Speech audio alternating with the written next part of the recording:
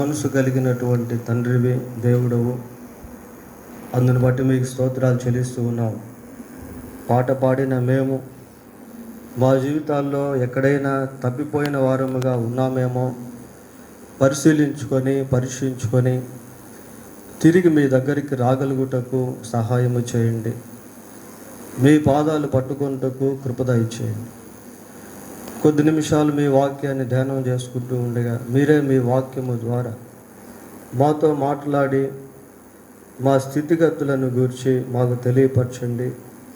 మమ్మల్ని తిరిగి నూతనపరచండి, బలపరచండి.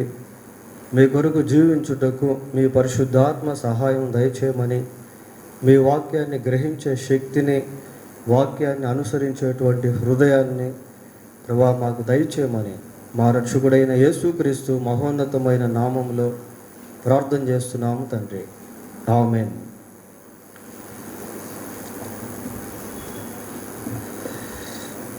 ప్రియులారా, బైబిల్ గ్రంథంలో నుండి సామెతల గ్రంథం 14వ అధ్యాయము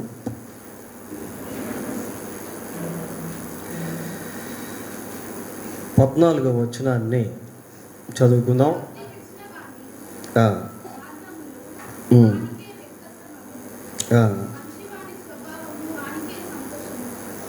చాలు. భక్తి విడిచిన వాని మార్గములు వానికే వెక్కసమగును, మంచి వాని స్వభావము వానికే సంతోషం ఇచ్చును. ఈ వచనంలో ఇద్దరు వ్యక్తులు మనకు కనిపిస్తూ ఉన్నారు. ఒక వ్యక్తి ఏమో భక్తి విడిచినటువంటి వ్యక్తి, రెండవ వ్యక్తి మంచి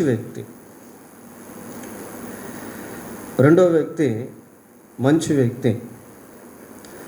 ఈ భక్తి విడిచినటువంటి వ్యక్తిని గురించి ఇంగ్లీష్ బైబిల్ ఏమని రాశారు అంటే బ్యాక్ స్లైడర్ అని రాశారు. అంటే భక్తిలో ఉండి ఆ భక్తిలో నుంచి బయటికి వెళ్ళిపోయినటువంటి వ్యక్తి. మనం అప్పుడప్పుడు అనుకుంటాం కదా, కొద్దిమంది ప్రారంభంలో బాగుండి తర్వాత వెనక్కి వెళ్ళిపోతే వాళ్ళ గురించి అనుకుంటాం, ఒకప్పుడు ఈయన చాలా ప్రార్థన చేసే వ్యక్తి, ఇప్పుడైతే అలాగేమీ లేదు. ఒకప్పుడు కంటిన్యూగా మందిరానికి వెళ్ళేటువంటి వ్యక్తి ఇప్పుడు అసలు మందిరానికే రావటం లేదు. ఒకప్పుడు చక్కగా పాటలు పాడేటువంటి వ్యక్తి ఇప్పుడు అసలు ఆ దాఖలానే లేదు. ఒకప్పుడు అనేక మందిని దేవుని సన్నిధికి నడిపించినటువంటి వ్యక్తి ఇప్పుడైతే అలాంటి ఏమి కూడా చేయటం లేదు. ప్రియులారా, ఎండింగ్ డేస్ ఎలాగుంటాయి అని అంటే చివరి దినాల్లో ఏర్పరచబడిన వారు సహితము మోసపోయేటువంటి విధంగా ఉంటాయి. So we need to keep our devotional life very carefully. కనుక మన భక్తి జీవితాన్ని చాలా జాగ్రత్తగా కాపాడుకొనుట అనేటువంటిది ప్రాముఖ్యం. భక్తి విడిచిన వాని మార్గములు వానికే వెక్కసమగును. ఆ పదం చూడండి ఎట్లాంటిది వాడారు. వెక్కసం అనే పదం ఎలాంటిది అని అంటే అసహ్యం అన్నమాట. ఇశ్రాయేల్ ప్రజలు దేవుని చేత నడిపించబడుతూ ఉన్నారు. మార్గం మధ్యలో వాళ్ళకు ఒక ఆశ కలిగింది. ఏంటి అంటే మాంసం తినాలి అని. మనకు కూడా కలుగుతుంది కదా, వారానికి ఒకసారైనా మాంసం తినాలి అని ఆశ కలిగి దేవుని సన్నిధిలో ప్రార్థన చేసుకుంటే బాగుండేది. సేవకుల పైన సణిగారు, దేవునిపై తిరుగుబాటు చేశారు, ఇష్టం వచ్చినట్టుగా దేవుని మీద మాట్లాడారు. అప్పుడు ప్రభు ఏం చేశాడంటే, బాబు మోషే, ఇదిగో ఈ ఇశ్రాయేల్ ప్రజలు మాంసాపేక్ష కలిగినటువంటి వాళ్ళు కాబట్టి వాళ్ళకి 1 రోజు కాదు, 2 రోజులు కాదు, 3 రోజులు కాదు, 10 రోజులు కాదు, 1 నెల రోజులు మాంసం పెట్టవయ్యా అని చెప్పాడు. ఎంతవరకు మాంసం పెట్టమన్నాడు అంటే మాంసం తిని తిని తిని తిని తిని వాళ్ళ నాసికా రంధ్రంలో నుంచి కూడా ఆ మాంసపు వాసన బయటకు వచ్చేటువంటి విధంగా పెట్టమని చెప్పాడు. చూడండి ఒకసారి సంఖ్యాకాండము 11వ అధ్యాయము, సంఖ్యాకాండం 11వ అధ్యాయం 20వ వచనం చదవండి. 1 నెల దినముల వరకు అనగా అది మీ నాసికా రంధ్రములో నుండి వచ్చి మీకు అసహ్యము పుట్టు వరకు దాన్ని తిందురు. నెల రోజులు ప్రియులారా, బిర్యానీ తిన్నాం అనుకోండి, బిర్యానీ అంటే అందరికీ ఇష్టమే, కానీ రోజు తింటా ఉంటే ఏమైపోద్ది అంటే ఎగుటైపోద్ది ప్రియులారా. అంటే రిపీటెడ్ సిన్ అన్నమాట. పాపం కూడా ఎలాంటిది అంటే మాధురంగానే ఉంటుంది, కానీ దాంట్లో కంటిన్యూ అయిపోతూ ఉన్నాం అనుకోండి, ఒకరోజు అదే కట్లపాములాగా మారుతుంది, అదే మనకు అసహ్యం కలిగించేటువంటిదిగా మారుతుంది.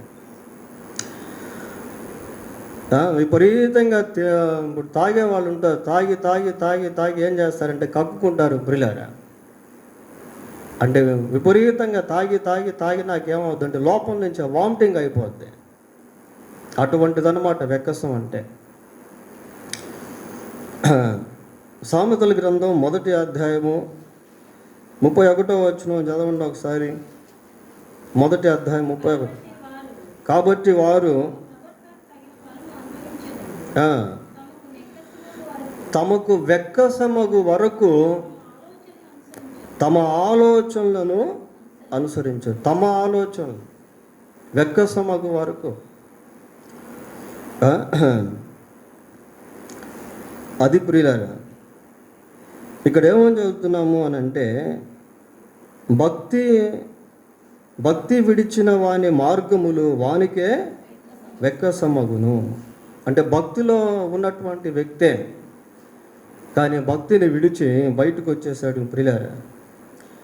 కనుక కొన్నిసార్లు అది ఎలాగుంటుందంటే మనల్ని మనమే అసహించుకునేటువంటి విధంగా ఉంటుంది. మనల్ని చూసినటువంటి వాళ్ళు మనల్ని గురించి అసహించుకునేటువంటిదిగా ఉంటుంది.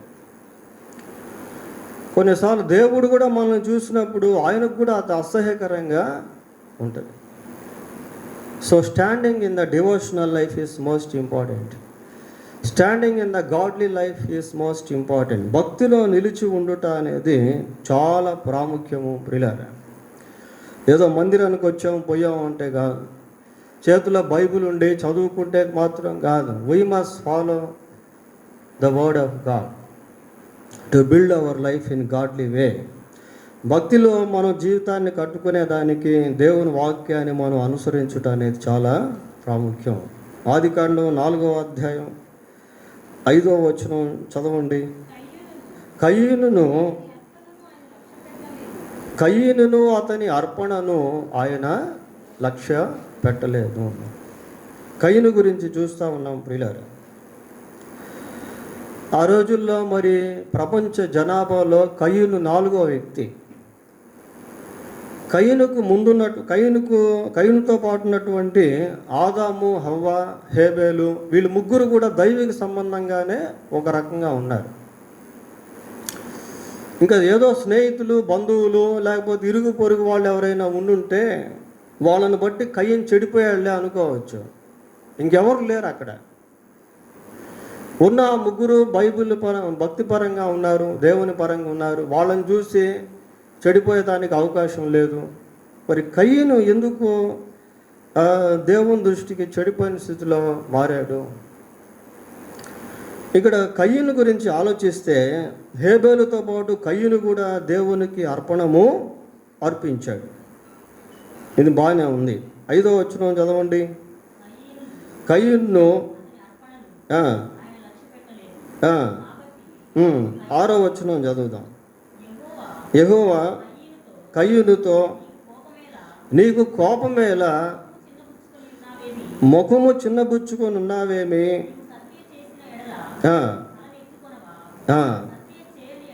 చాలు ప్రియులారా. God spoke to Cain. ఇక్కడ దేవుడు కయ్యనుతో మాట్లాడాడు. అంటే they have a relationship between them. దేవునికి కయ్యూనికి మధ్య కూడా సంబంధ బాంధవ్యం అనేటువంటిది ఉంది. కాబట్టి కయ్యూను దేవుని సన్నిధికి అర్పణ తీసుకుని వెళ్ళాడు. కయ్యూను దేవుని యొక్క స్వరాన్ని వినేటువంటి వ్యక్తిగా ఉన్నాడు.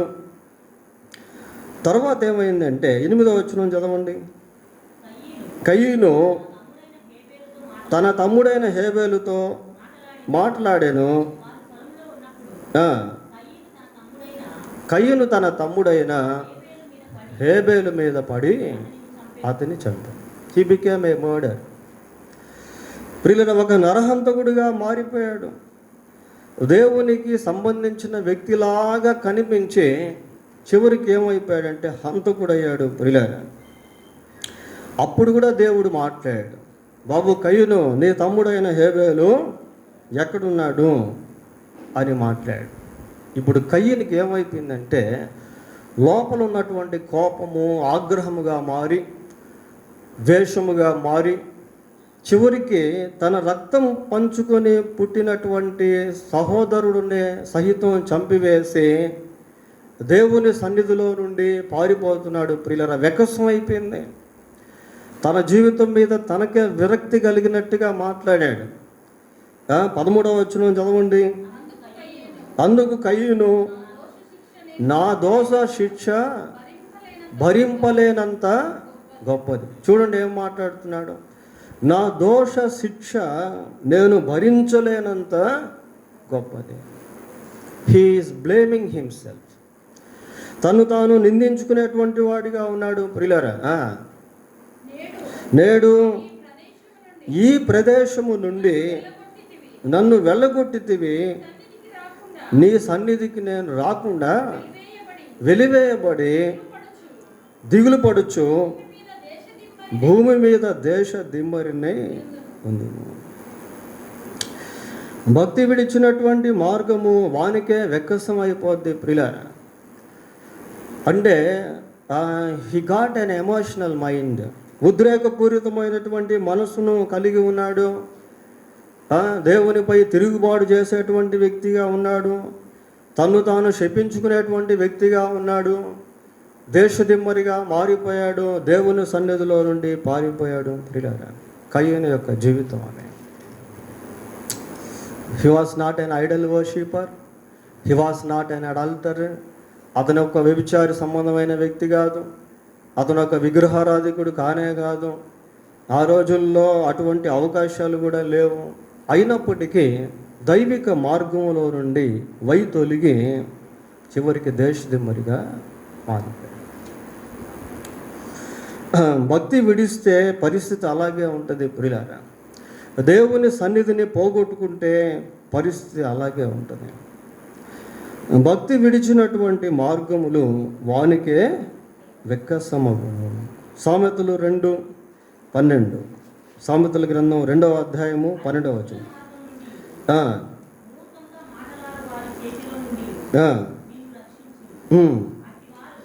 అట్టివారు చీకటి త్రోవలలో నడువవలనని యథార్థ మార్గములను విడిచిపెట్టెదరు. ప్రియులారా, ఈ వచనం చూడండి. వీళ్ళు చీకటి త్రోవలలో నడవలనని ఏ మార్గమును విడిచిపెట్టారట? యథార్థ మార్గములను విడిచిపెట్టారు. అంటే వీళ్ళు ఇప్పుడు యథార్థ మార్గంలో ఉన్నవాళ్ళ లేని వాళ్ళ? ఉన్నవాళ్లే, కానీ ఆ మార్గాన్ని విడిచిపెట్టేస్తూ ఉన్నారు. ప్రియులారా, ఎందుకు ఆ మార్గాన్ని విడిచిపెడుతున్నారు అంటే చీకటి త్రోవలో నడవాలి. చీకటి త్రోవలో నడవాలి కనుక ఏం విడిచిపెడుతున్నారు? యథార్థ మార్గమును విడిచిపెట్టేస్తూ ఉన్నారు. భక్తిలో నుంచి వైతొలిగిపోవడం,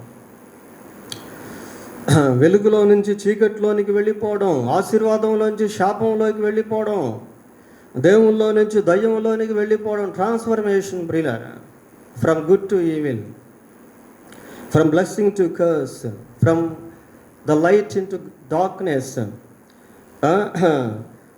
చీకటి త్రోవలలో నడవవలనని యథార్థ మార్గములను విడిచిపెట్టెదరు. చీకటి త్రోవల్లో నడవవలనని యథార్థ మార్గములను విడిచిపెట్టెదరు. ఇంకా ఉందా, చదవండి కింద కూడా. కీడు చేయ సంతోషించుదురు, అతి మూర్ఖుల ప్రవర్తన యందు ఉల్లసించుదురు.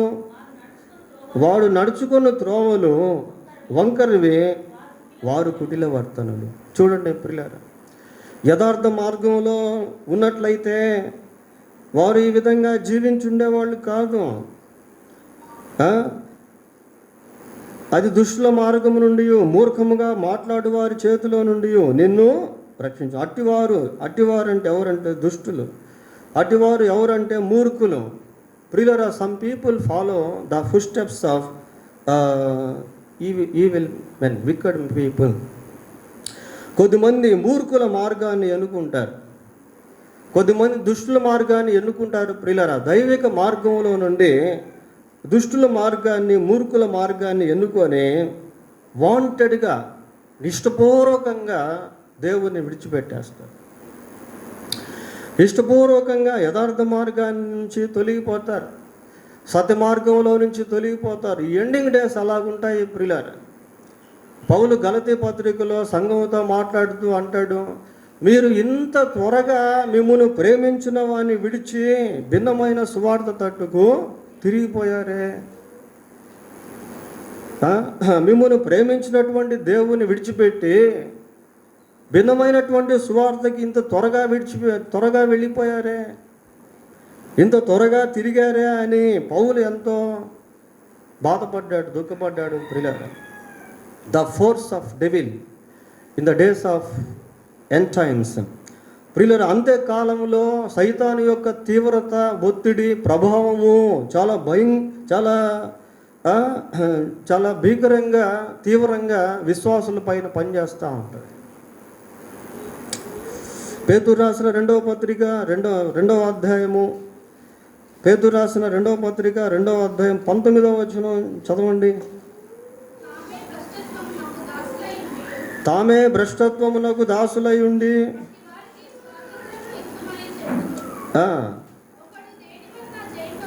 ఒకడు దేని వలన జయింపబడునో దానికి దాసుడు అగును కదా. ఒకడు దేని వలన జయింపబడునో దానికి దాసుడు అగును కదా. నీవు ఏ దుర్వ్యసనం చేత జయించబడతావో ఆ దుర్వ్యసనానికి దాసుడు అయిపోతావు. పాపము చేయవాడు పాపమునకు దాసుడు. ఒకడు దేని వలన జయింపబడునో దానికి దాసుడగును కదా. వారు ప్రభువును రక్షకుడునైన యేసుక్రీస్తు విషయమైన అనుభవ జ్ఞానము చేత ఈ లోక మాలిన్యములను తప్పించుకొనిన తరువాత, అంటే అంతకుముందు ఈ లోక మాలిన్యములో ఉన్నారు ప్రియులారా. అయితే దేవుని నుండి లోక మాలిన్యమును తప్పించుకున్నారు. మరలా వాటిలో చిక్కుబడి వాటి చేత జయింపబడిన ఎడల, మరలా వాటి చేత చిక్కుబడి అంటే మరలా లోక మాలిన్యం చేత చిక్కబడి, మరలా లోక మాలిన్యం చేత జయించబడటం, మరలా లోక మాలిన్యానికి ఆకర్షితులు అవటం, మరలా లోక మాలిన్యం కొరకు పరుగులు తీయటం, జయింపబడిన ఎడల వారి కడవరి స్థితి మొదటి స్థితి కంటే మరీ చెడ్డదగును. వారి నీతి మార్గమును అనుభవపూర్వకముగా తెలుసుకొని ఆజ్ఞ నుండి తొలగిపోవుట కంటే. చూడండి ప్రియుల, దేని నుంచి తొలగిపోతున్నారట? పరిశుద్ధమైన ఆజ్ఞ నుండి తొలగిపోతూ ఉన్నారు. పరిశుద్ధమైన ఆజ్ఞ నుండి తొలగిపోతున్నారు ప్రియులరా. తొలగిపోయిన ఎడల తొలగిపోవుట కంటే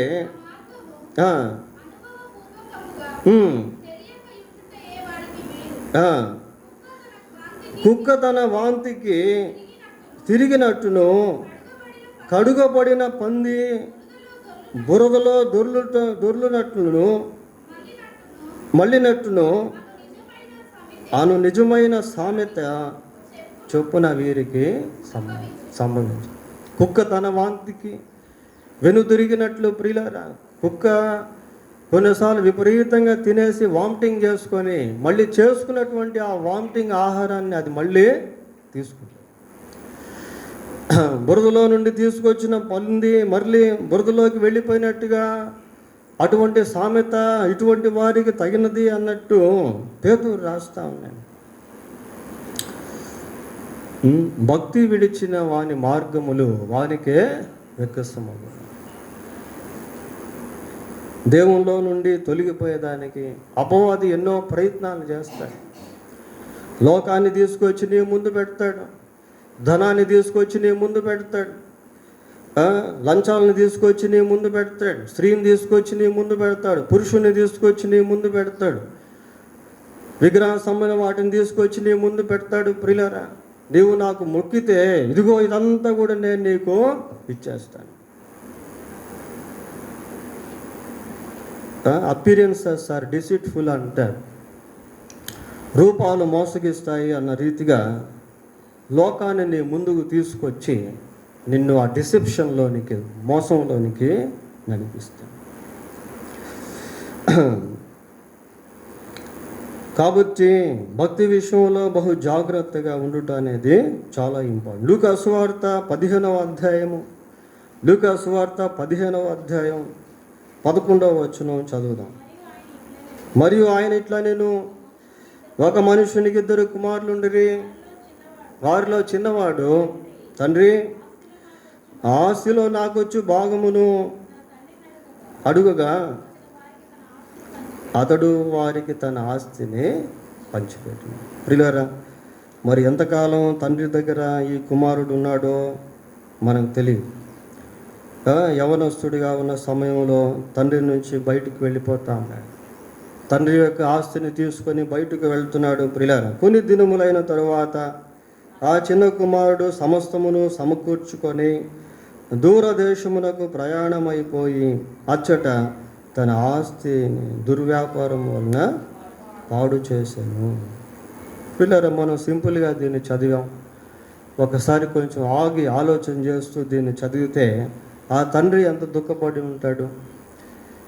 అన్ని సంవత్సరాలు ఎంతో ప్రేమించి పెద్ద చేసి సమస్తాన్ని సమకూర్చి ఇంట్లో ఒక హోదాను కల్పించి ఒక కుమారుడికి అధికారాన్ని ఇచ్చి తన ఆస్తిపై హక్కునిచ్చి అంతగా ప్రేమించినటువంటి తండ్రిని ఉన్నపాటున సునాయాసంగా ఆస్తిని పంచుకొని తండ్రిని విడిచి ఇంటిని విడిచి వెళ్ళిపోతూ ఉన్నాడు. ప్రియులారా, ఈ రోజుల్లో కూడా కొద్దిమంది ఏదైనా చిన్న సమస్య వస్తే సంఘాన్ని విడిచి వెళ్ళిపోతారు, పాస్టర్ని విడిచి వెళ్ళిపోతారు.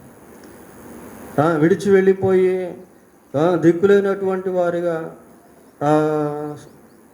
శ్రేష్టమైనటువంటి వాటిని కోల్పోయినటువంటి వారిగా దే బికమ్ బెగ్గర్స్. సమస్తాన్ని కోల్పోయినటువంటి భిక్షుకులుగా మారిపోతున్న దినాలు ఇవి. ప్రియులారా, ఈ చిన్న కుమారుడు తండ్రిని ఇంటిని విడిచి దూరదేశానికి ప్రయాణం అయిపోయాడు. ఆస్తి ఎంతకాలం ఉంటుందండి? దుర్వ్యాపారం చేశాడు, ఆస్తి అంతా కూడా పోయింది. తర్వాత ఏమైంది? ఖర్చు చేసిన తరువాత ఆ దేశమందు గొప్ప కరువు రాగా వాడు ఇబ్బంది పడసాగి. ప్రియులారా, ఆ దేశంలో అతను వెళ్ళినప్పుడు సమృద్ధిగా ఉంది. ఇన్ కోర్స్ ఆఫ్ టైం, కాలక్రమేణా ఏమైపోయిందంటే ఆ దేశంలో కరువు వచ్చేసింది. కొద్దిమంది కొన్ని ప్రత్యేకమైనటువంటి ప్రదేశాలకు వెళ్ళిపోతారు. అక్కడేదో బాగుండాలని, అక్కడేదో సౌందర్యంగా ఉందని వాటిని ఎన్నుకుంటారు. ప్రియులారా, అయితే we don't know about the future, what kind of things that are going to be happen in the same place where we saw it is best. మనం ఏదైతే మంచిది అనుకుంటామో ఆ స్థలంలో ఏం జరగబోతుందో మనకు తెలియదు. లోతు సొదొమ గొమొర్రాని ఎన్నుకున్నప్పుడు అవి చాలా మంచిగా కనిపించాయి. ప్రియులారా, అవి పచ్చటి పొలాలతో నింపబడినటువంటి స్థలాలు. But they wars a sin, అయితే దే ఆర్ సిన్ఫుల్ పీపుల్, అయితే అక్కడ పాపం ఉంది, పాపాత్ములైనటువంటి ప్రజలు అక్కడ ఉన్నారు.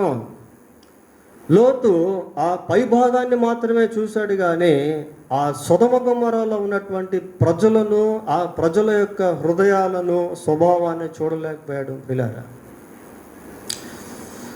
ఈ చిన్న కుమారుడు తండ్రి నుంచి దూరం అయ్యాడు, దూరదేశానికి ప్రయాణం అయ్యాడు. అక్కడ కొంతకాలం ఉన్నాడు, ఆస్తి అంతా కోల్పోయాడు, దుర్వ్యాపారంలో నష్టపోయాడు. ఇప్పుడు అక్కడ కరువు వచ్చింది, తినేదానికి కనీసం తిండి కూడా లేదు. వాడు పందులు తిను పొట్టుతో తన కడుపు నింపుకొని ఆశపడును కానీ ఎవడునూ వానికి ఏమీ ఇయ్యలేదు. కనీసం ఆ పొట్టు అయినా దొరికిందో లేదో ప్రియులారా, ఎవరు కూడా ఏమీ ఇవ్వలేదు. దేవునికి దూరం అయితే పరిస్థితి ఇదే, దేవుని సన్నిధిని కోల్పోతే పరిస్థితి ఇదే. సైతాన్ ఏం చేస్తాడు అంటే, నేను దేవుని దగ్గర నుండి దూరం తీసుకువెళ్ళి ప్రారంభంలో నేను చక్కగా చూసుకున్నట్టు చేసి ఆ తర్వాత నేను చిత్రవదకు గురి చేసేస్తాడు ప్రియులారా. నువ్వు మానసికంగా, భౌతికంగా, ఆత్మీయంగా, కుటుంబ పరంగా కూడా దెబ్బతినేటువంటి వ్యక్తిగా సైతాన్ నిన్ను మార్చేస్తాడు. That is the motive of devil. అది సైతాను యొక్క లక్ష్యము ప్రియులారా.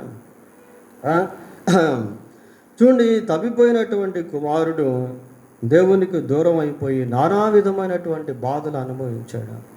భక్తి విడిచిన వాని మార్గములు వానికే వెక్కస్తుంది. ఇప్పుడు తినేదానికి తినలేదు. సరే, పందులు తినేటువంటి పొట్టుతోనైనా కడుపును నింపుకుంటారు. అంతకుముందు ప్రశస్తమైన ఆహారం, సంతోషం, ఆనందం. పిల్లరా, ఇప్పుడు ఆ కుమారునికి అదే లేదు. భక్తి విడిచినటువంటి వారి మార్గములు ఆ విధంగా మారిపోతాయి. ఇంకొక వ్యక్తిని కూడా చూద్దాం. యోహాను సువార్త 12వ అధ్యాయము 6వ వచనం చదువుకుందాం.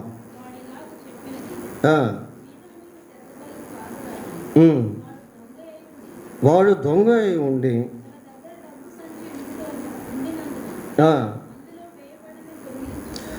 అందులో వేయబడినవి దొంగిలించుచు వచ్చి. ఎవరి గురించి చదువుతున్నావు ఈ మాటలు?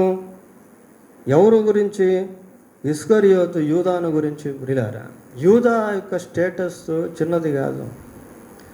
యూదా యేసుక్రీస్తు ప్రభు యొక్క 12 మంది శిష్యుల్లో ఒక శిష్యుడిగా ఎంచుకున్నటువంటి వ్యక్తి.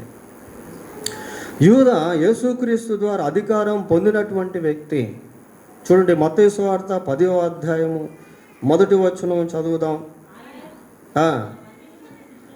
తన 12 మంది శిష్యులను పిలిచి అపవిత్రాత్మలను వెళ్ళగొట్టుటకును, ప్రతి విధమైన రోగమును, ప్రతి విధమైన వ్యాధిని స్వస్థపరచుటకును వారికి అధికారము ఇచ్చింది. 12 మంది శిష్యులు ప్రియులారా.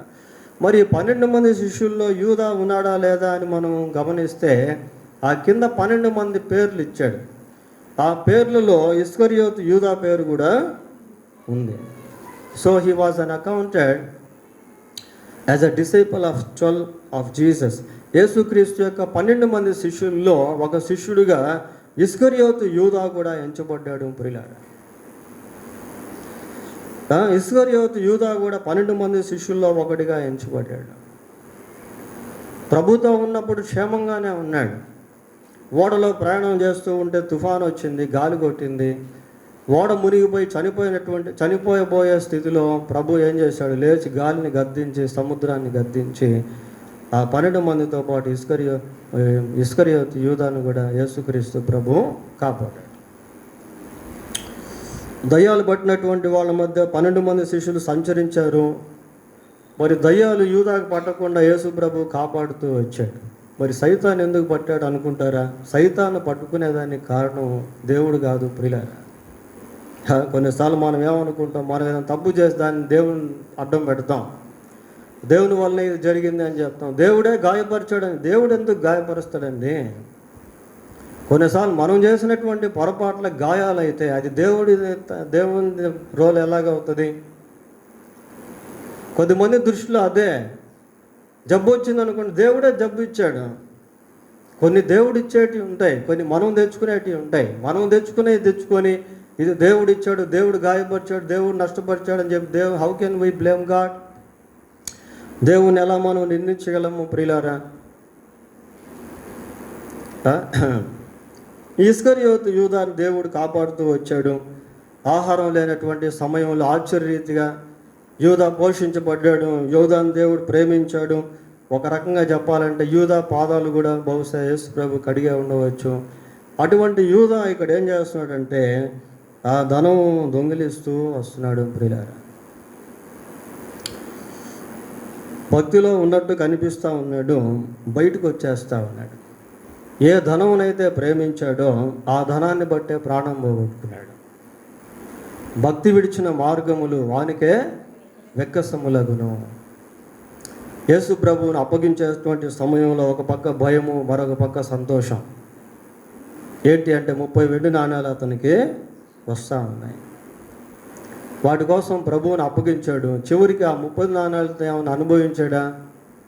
చూడండి, మత్తయి సువార్త 27వ అధ్యాయం 5వ వచనం చదవండి. అతడు ఆ వెండి నాణ్యములను దేవాలయంలో పడవేసి పోయి ఉరి పెట్టుకొనేను. అతని ఉరికి కారణం ఆ వెండి నాణ్యాలే ప్రియులారా. భక్తిని విడిచిపెట్టాడు, బయటికి వెళ్ళాడు, 30 వెండి నాణ్యాలకు ప్రభువుని అమ్మేశాడు. చివరికి ఆ 30 వెండి నాణ్యాలను బట్టి ఉరి పోసుకొని చనిపోయాడు. మంచి మనస్సాక్షి లేనటువంటి వ్యక్తిగానే మరణించాడు. కాబట్టి భక్తి జీవితాన్ని కాపాడుకోవడం చాలా ప్రాముఖ్యం. తాను నిల్చున్నానని తలంచుకొని వాడు పడిపోకుండా చూచుకొనవలెను.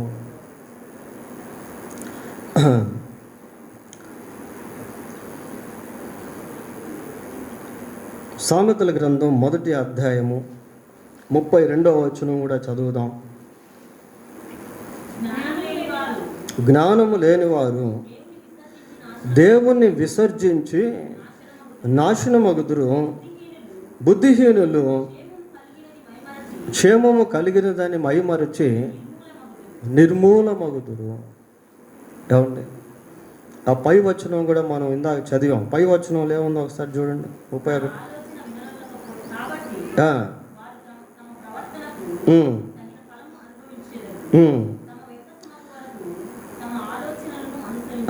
తమకు వెక్కసమగు వరకు తమ ఆలోచనలను ఇందాక ఆ మాట చదివాం, దాని కింద వచనాన్ని ఇప్పుడు చూస్తున్నాం ప్రియులారా.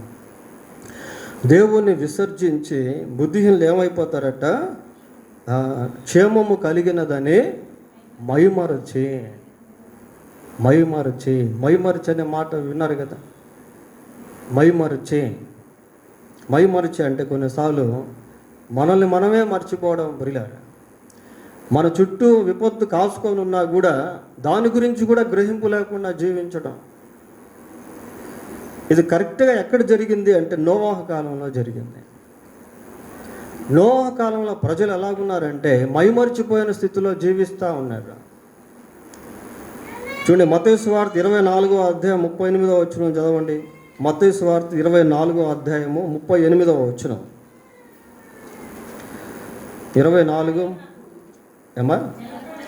జలప్రళయమునకు ముందుటి దినములలో నోవాహు ఓడలోనికి వెళ్ళిన దినము వరకు వారు తినుచు త్రాగుచు పెళ్లి చేసుకొనుచు పెళ్ళికిచ్చుచు ఉండి. ప్రియులారా, ఒక పక్క నోవాహు ప్రకటిస్తూ ఉన్నాడు జలప్రళయం వస్తుందని, ఇంకొక పక్క నోవాహు సిద్ధపడుతూ ఉన్నాడు, ఓడను సిద్ధపరుస్తూ. ఇవన్నీ వాళ్ళు ప్రత్యక్షంగా చూస్తూ ఉన్నారు, కంటితో చూస్తున్నారు, చెవులతో వింటూ ఉన్నారు. కానీ వాళ్ళు ఎలాగున్నారు అంటే మైమర్చిన స్థితిలో ఉన్నారు. We are very happy because we have no any destruction. మాకు ఎటువంటి నాశనం లేదు, మేము సంతోషంగానే ఉన్నాము అన్నట్టుగా తింటున్నారు, తాగుతున్నారు, పెళ్లి చేసుకుంటున్నారు, పెళ్లికి ఇచ్చుకుంటున్నారు, ఇల్లు కట్టుకుంటున్నారు. ప్రియులారా, జలప్రళయము వచ్చి అందరినీ కొట్టుకొని పోవు వరకు ఎరుగకపోయి, జలప్రళయం వచ్చి అందరినీ కొట్టుకొని పోతా ఉంది. ఇలా వర్షం పడడం ప్రారంభమైంది, చినుకులు పడుతూ ఉంటే ఆశ్చర్యపోయి ఉంటారు. చినుకులు పెద్ద అయిపోయినాయి, తగ్గటం వల్ల 1 గంట 2 గంటలు 3 గంటలు, 1 రోజు 2 రోజులు ఆకాశపు తూములు విప్పబడ్డాయి, భూమి లోపల ఉన్నటువంటి ఊటలు విప్పబడ్డాయి. ప్రవాహము అమాంతంగా ప్రజలను కమ్మివేస్తూ ఉంటే అప్పుడు వారు ఎరుగొక్కనే కొట్టుకొని పోయారట. ప్రియులారా, ఏమని చదువుతున్నాం అక్కడ? జలప్రళయము వచ్చి అందరినీ కొట్టుకొని పోవు వరకు ఎరుగకపోయేది. కొట్టుకొని పోయేంత వరకు కూడా తెలియదు. ఈ రోజుల్లో కూడా ప్రజలు అలాగే ఉన్నారు. యేసు ప్రభు యొక్క సువార్త ప్రకటించబడుతూ ఉంది, కానీ ఎవరు దేవుని నమ్మటం లేదు. అయ్యా, భయంకరమైనటువంటి ఉగ్రత రాబోతూ ఉంది, భూమి మీదకి ప్రళయం రాబోతూ ఉంది, దేవుని యొక్క ప్రచండ కోపం భూమి మీద కుమ్మరించబడబోతూ ఉంది, దేవుని యొక్క తీర్పులు ప్రారంభం కాబోతూ ఉన్నాయి, సంఘం ఎత్తబడబోతూ ఉంది అని ఘంటాపథంగా గొంతు విప్పి మాట్లాడుతూ ఉంటే ఎవరు కూడా పట్టించుకోవట్లేదు. ప్రియులారా, చివరి దినాలు అలాగే ఉంటాయి. చూడండి, దశలోనికి రాసిన మొదటి పత్రిక 5వ అధ్యాయం 3వ వచనం. 5వ అధ్యాయం 3వ వచనం. లోకులు నెమ్మదిగా ఉంది, భయమేమీ లేదు, చెప్పుకొనుచుండగా గర్భిణీ స్త్రీకి ప్రసవ వేదన వచ్చినట్లు వారికి ఆకస్మికముగా నాశనము తటస్థించును గనుక వారెంత మాత్రమును తప్పించుకొనలేరు. ఇది ఫ్యూచర్ ప్రాఫెసీ. ప్రియులారా, భవిష్యత్తులో జరగబోయేటువంటి ప్రవచనం ఇది. ఒకప్పుడు నోవాహు చెప్తే ప్రజలు వినలేదు, జలప్రళయం వచ్చి అందరినీ కొట్టుకొని పోవు వరకు కూడా వాళ్ళు ఎరగలేదట.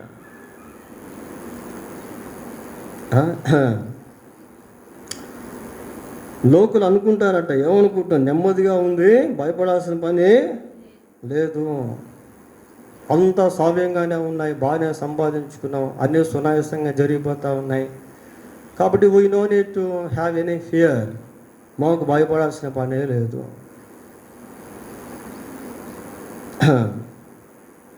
మైమరచి నిర్మూలమవటం. ప్రియులారా, మైమరచి నిర్మూలమైపోవడం అది ఎంతో బాధకరమైనటువంటి విషయం, దుఃఖకరమైనటువంటి విషయం. చుట్టుపక్కల దేవుడు ప్రకటిస్తూ ఉండగా అంతెందుకు సంఘానికి అనేక సార్లు వచ్చి దేవుని వాక్యం వింటూ రక్షణ పొందనటువంటి వాళ్ళు సంఘంలో లేరంటారా? మారు మనసు పొందనటువంటి వాళ్ళు లేరా? ఇంకా పాపంలో జీవిస్తున్న వారు లేరా? విగ్రహారాధన చేస్తున్నటువంటి వారు లేరా? రక్షణ పొందనటువంటి వారు లేరా? ప్రియులారా, ఉన్నారు. నీవు ఇంకా మారు మనసు పొందకపోతే దేవుడు నీతోనే మాట్లాడుతూ ఉన్నాడు. నీవు ఇంకా ఏదైనా పాపంలో ఉండి దేవుని దుఃఖపెడుతూ ఉంటే దేవుడు నీతోనే మాట్లాడుతున్నాడు. నీవు నష్టపోయే అవకాశం ఉంది. బడిలో అగ్ని వేస్తే కాలకుండా ఉండదు. ప్రియులారా,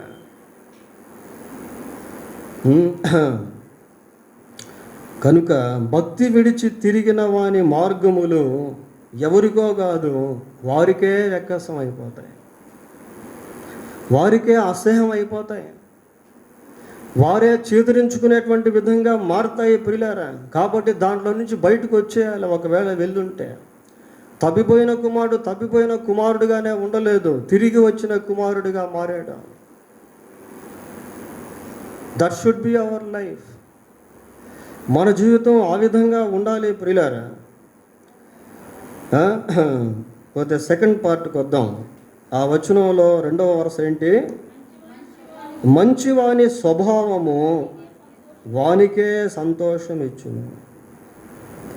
ఎవరి స్వభావం బాగుంటే వారే సంతోషిస్తారు.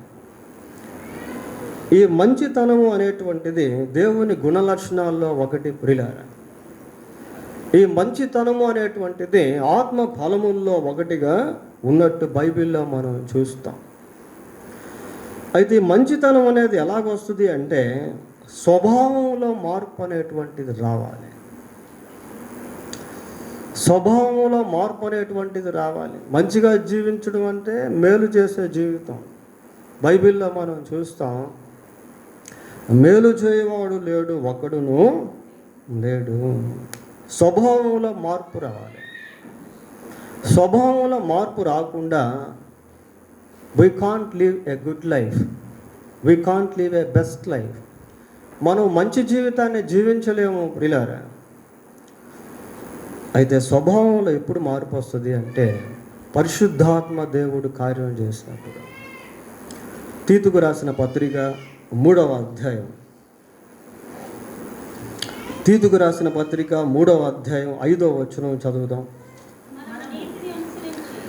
మనము నీతిని అనుసరించి చేసిన క్రియల మూలముగా కాక తన కనికరము చొప్పుననే పునర్జన్మ సంబంధమైన స్నానము ద్వారాను పరిశుద్ధాత్మ మనకు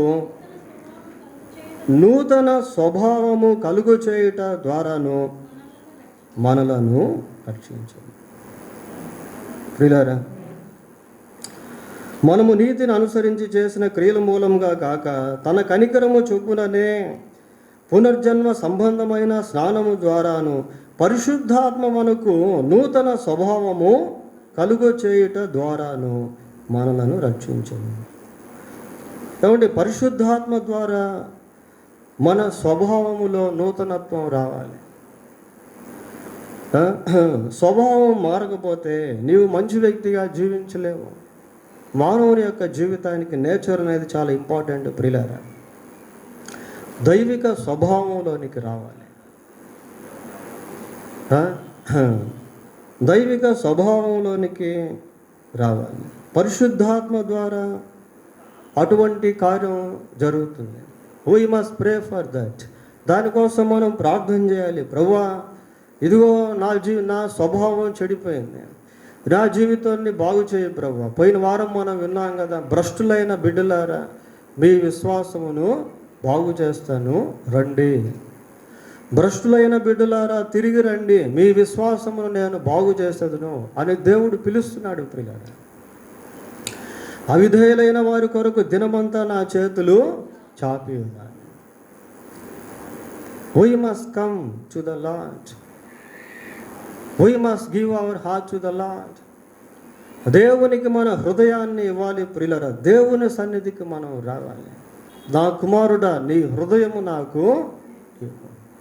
If we give our heart to God, He will change it, He will transform it, He will mend it. ప్రియులారా, మన హృదయాన్ని దేవునికి ఇస్తే దేవుడు దాన్ని సరిచేస్తాడు. మన స్వభావాన్ని మార్చే శక్తి దేవునిలో మాత్రమే ఉంది. పోలీసుల దగ్గర దొంగలు ఉంటారు ప్రియులారా, భయంకరంగా కొడతారు వాళ్ళని. ఎందుకంటే వాళ్ళ స్వభావంలో మార్పు రావాలని. మళ్ళీ వాళ్ళు విడుదల పొందిన తర్వాత దొంగల్లాగే జీవిస్తూ ఉంటారు, నేరస్తుల్లాగానే జీవిస్తూ ఉంటారు. ఎందుకు అంటే స్వాభావికంగా మార్పు రాలేదు,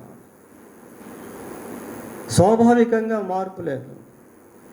స్వభావంలో మార్పు రావాలి ప్రియులారా, అది దేవుడు చేసేటువంటి కార్యం. గలతీయులకు రాసిన పత్రిక 6వ అధ్యాయము 4వ వచనం చదువుకుందాం. 6వ అధ్యాయం 4వ వచనం. ప్రతివాడును తాను చేయు పనిని పరీక్షించి చూచుకొనవలెను, అప్పుడు ఇతరులను బట్టి కాక తమను బట్టి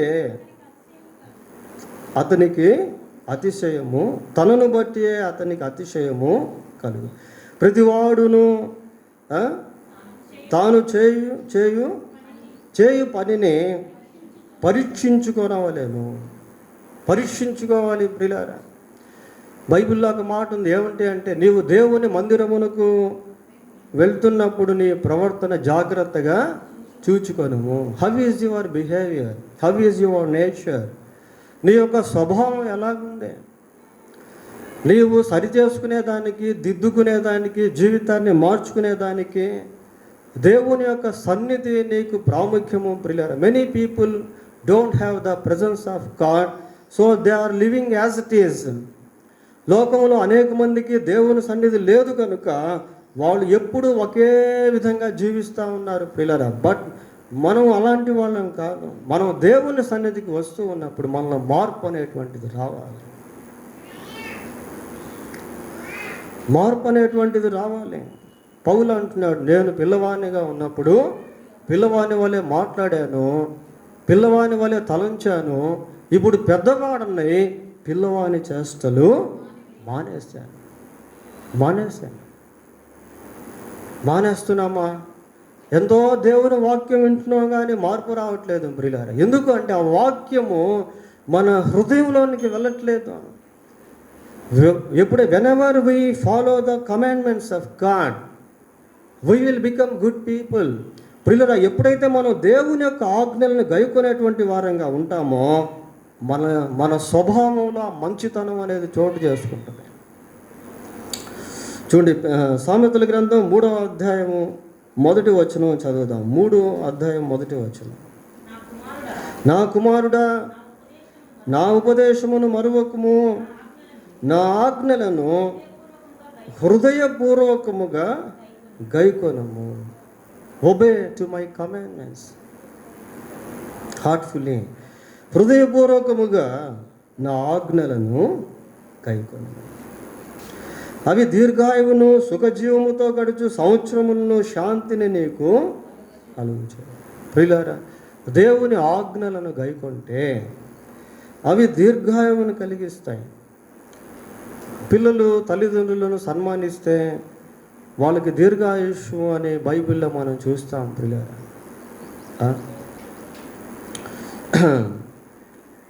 అవి దీర్ఘాయువును సుఖజీవముతో గడిచే సంవత్సరములను శాంతిని నీకు కలుగు చేయును.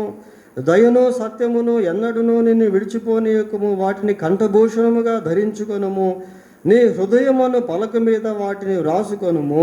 అప్పుడు దేవుని దృష్టి యందును మానవుల దృష్టి యందును నీవు దయనుంది మంచి వాడవని అనిపించుకుందువు. మంచి వాడవని అనిపించుకుందువు. మంచి వాని స్వభావము వానికే సంతోషము ఇచ్చు. ఆ మంచితనం నీలోకి వచ్చేస్తుంది. ఆ మంచితనం నీలో ఒక పాస్ట్ అండ్ పార్సెల్. ఆ మంచితనం నీలో ఒక భాగంగా మారిపోతుంది. ప్రియులారా, ఆ మంచితనం స్వభావంలోనికి ఇంకిపోతుంది. పందైతే మరలా బురదలోకి వెళ్తుంది, కానీ గొర్రెపిల్ల మళ్ళీ బురదలోకి వెళ్ళదు. ప్రియులారా, ఎందుకంటే దాని స్వభావం అలాంటిదే. బై మిస్టేక్ ఒకవేళ పడినా మళ్ళీ ఎప్పుడు పడేదానికి ప్రయత్నం చేయదు, వాంటెడ్గా వెళ్ళదు. స్వభావం మారిపోయింది. సౌలు పౌలుగా మారిన తర్వాత మళ్ళీ ఎప్పుడు సౌలుగా మారలేదు ప్రియులారా. అప్పుడు దేవుని దృష్టి అందును మానవుల దృష్టి అందును నీవు దయనుంది మంచివాడవని అనిపించు. మంచివాడిగా ఉన్నటువంటి వ్యక్తి తనకు తాను మేలు చేసుకుంటాడు, ఇతరులకు మేలు చేసే వ్యక్తిగా మారుతాడు. అదొక్కటి చూసి ముగిద్దాం. గలతీ పత్రిక 6వ అధ్యాయం, గలతీలకు రాసిన పత్రిక 6వ అధ్యాయము 9-10 వచనాలు చదువుకుందాం. మనము మేలు చేయుట యందు విసుగక యుందుము, మనము అలయక మేలు చేసితిమే అని తగిన కాలములో పంట కోతం. మేలు చేయుట యందు విసుగక యుందుము, మేలు చేయుట యందు విసుగక యుందుము, మనము అలయక మేలు చేసితిమే అని తగిన కాలమందు పంట కోతం. కాబట్టి మనకు సమయము దొరికిన కొలది అందరి ఎడలను ప్రియులారా, అందరి ఎడల మేలు చేసేటువంటి వ్యక్తి ఎప్పుడు మంచి వ్యక్తిగానే పిలువబడతాడు. అందరి ఎడలను, విశేషముగా విశ్వాస గృహమునకు చేరిన వారి ఎడలను మేలు. విశ్వాస గృహము అంటే సంఘం. ప్రియులారా, తోటి విశ్వాసులు విశ్వాస గృహమునకు చేరిన వారి ఎడలను మేలు చేయదు. అలా మేలుకరమైన జీవితాన్ని జీవిస్తూ ఉంటే దాంట్లో ఉన్నటువంటి సంతోషం, దాంట్లో ఉన్నటువంటి సమాధానము అది ఎంతో మాధుర్యంగా ఉంటుంది. ప్రియులారా, దేవుడు తన వాక్యాన్ని దీవించునుగాక. ప్రార్థన చేసుకుందాం. ఒక్క నిమిషం ప్రార్థన చేసుకుందాం. ప్రభువుని అడుగుదాం. ప్రభువా, భక్తిని విడిచిపెట్టే వ్యక్తిగా, సంఘాన్ని విడిచిపెట్టే వ్యక్తిగా, ప్రార్థనను విడిచిపెట్టే వ్యక్తిగా నన్ను ఉండనివద్దు నాయన. మిమ్మును విడిచిపెట్టే వ్యక్తిగా, మీ సన్నిధిని విడిచిపెట్టే వ్యక్తిగా నన్ను ఉండనివద్దు ప్రభువా. లోకం ఎంతో భయంకరంగా ఉంది. వివిధ రకాల ఆకర్షణలతో అది నింపబడి ఉంది. అది ప్రారంభంలో బాగానే ఉంటుంది, తర్వాత వెక్కసం అయిపోద్ది.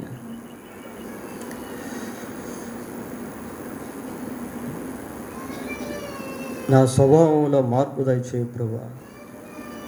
మేలుకరమైన వ్యక్తిగా, మంచి వ్యక్తిగా నేను జీవించుట కృప దయచేయి. నా ఆత్మ ఫలములో ఒకటైన మంచితనము నాకు దయచేయండి ప్రభువా అని అడుగుతాం. పరిశుద్ధుడు అయిన మా దేవా, మీకు వందనాలు స్తోత్రాలు చెల్లిస్తున్నాం. మీరు ప్రేమించి మాకు ఇచ్చిన ఈ వర్తమానాన్ని బట్టి మీకు స్తోత్రాలు నాయన. తాను నిల్చున్నానని తలంచుకొని వాడు పడిపోకుండా చూచుకునే వాళ్ళని మీ వాక్యం హెచ్చరిస్తూ ఉంది నాయన. ఈ కడవరి దినాల్లో నాయన దుష్టత్వము విస్తరిస్తున్నటువంటి దినాల్లో బహు జాగ్రత్త కలిగి ఎవరికి వారే వారి భక్తి జీవితాన్ని కాపాడుకుంటూ సహాయం చేయండి ప్రభువా. మీరు మాకు ఇచ్చిన సంఘము, మీరు మాకు ఇచ్చిన సహవాసము, మీరు మాకు ఇచ్చిన ప్రార్థన, విశ్వాసము, పవిత్రత, మీ వాక్యము జాగ్రత్తగా మేము కాపాడుకుంటూ కృపద ఇచ్చేయండి నాయన. మీకు సంబంధించింది దేన్ని కూడా మేము విడిచిపెట్టకుండానట్లు కృపద ఇచ్చేయమని ప్రార్థిస్తూ ఉన్నాం ప్రభువా. లోకం ఎంతో భయంకరమైనటువంటి ఆకర్షణతో నింపబడి ఉంది ఆయన, కనుక వాటిని జయించే శక్తిని మాకు దయచేయమని ప్రార్థిస్తూ ఉన్నాం ప్రభువా. మా లోటుపాట్లను, మా పాప దోషములను దయతో క్షమించమని వేడుకుంటూ ఉన్నాం. మీ శిలువ రక్తంతో మరొకసారి మమ్మల్ని కడిగి పరిశుద్ధపరచండి. మా స్వభావంలో నూతన మార్పు దయచేయండి ప్రభువా. మీరు కనికరించి సహాయం చేయండి ప్రభువా. నాయన మా జీవితంలో మేలుకరముగా జీవించుటకు సహాయం చేయండి. మీ సన్నిధి మాకందరికీ తోడుగా ఉంచమని మా రక్షకుడైన యేసుక్రీస్తు పరిశుద్ధమైన నామములో ప్రార్థన చేస్తున్నాము తండ్రి. ఆమేన్.